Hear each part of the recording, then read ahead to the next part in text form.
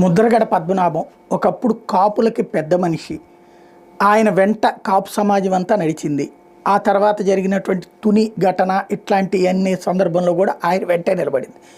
Pawan Kalyan speedup అయ్యి కాపు సామాజిక వర్గం అంతా ఒక్కటవ్వాలి, తన వెంట ఉండాలి అన్నటువంటి సందర్భంలో ముద్రగడ ఆయన వెంట వెళ్ళలేదు. ఆయన వెంట వెళ్ళేటటువంటి సందర్భానికి సంబంధించి ఈయన హరిరామ జోగయ్య కొన్ని పాయింట్స్ అవి రైట్ చేశారు. అది పవన్ కళ్యాణ్కి నచ్చలేదు, అక్కడ విభేదం వచ్చింది.